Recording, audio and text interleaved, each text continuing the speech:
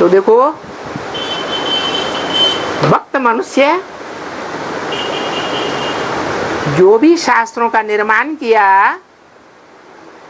और उसमें जो भी दिखाया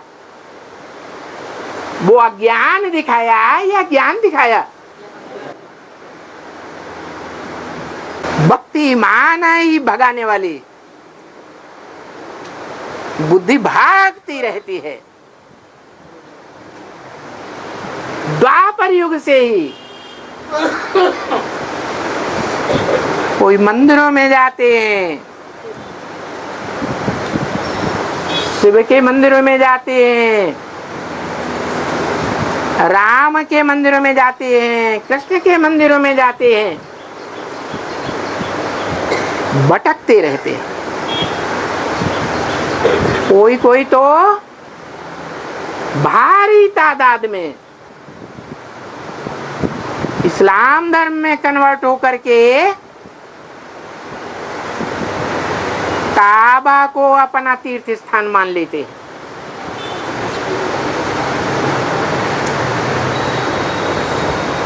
और मस्जिद में जाकर के भटकते हैं।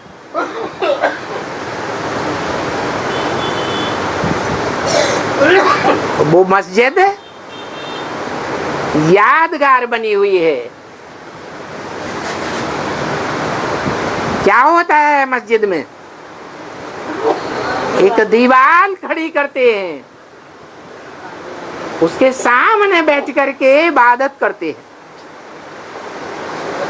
वो जानते नहीं है कि ज्ञान मार्ग में ये विघ्नों की दीवार है जो उन इस्लामियों को, मुस्लिमों को आगे नहीं बढ़ने देती। उनकी कुरान को देखो और गीता को देखो, दोनों धर्म ग्रंथों में क्या अंतर है?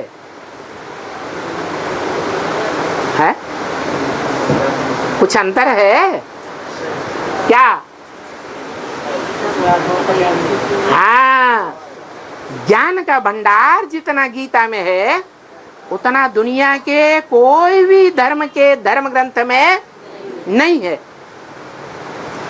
और कुरान में क्या है? बस हुकूमत, हुकूमत, आर्डर, आर्डर, मिलिट्री राज्य। बात मानो तो मानो, नहीं मानो तो गोली। हाँ,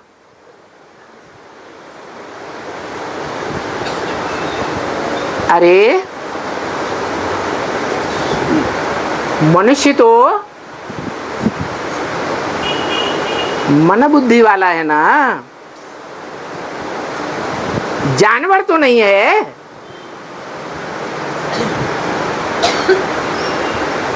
बुद्धि उसका काम है समझ है, समझने का मौका तो देना चाहिए। बिल्कुल मौका नहीं दिया जाता। पूरा ही मिलिट्री राज्य,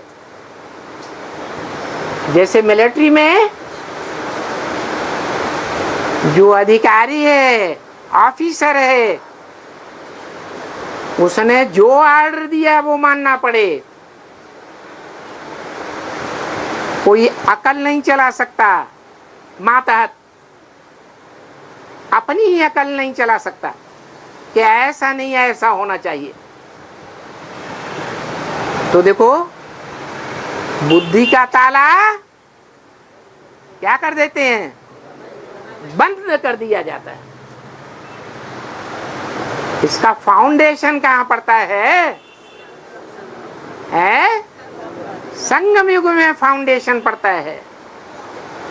ये मिस, ये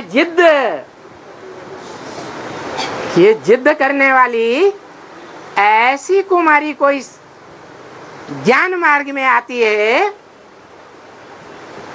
जो बेसिक में चलने वाले सब ब्राह्मणों की बुद्धि को ताला लगा देती है। न खुद भगवान बाप को पहचानती है, न औरों को पहचानने देती है। तो क्या कहेंगे, विघ्नों की दीवार है या नहीं है? है विघ्नों की दीवार।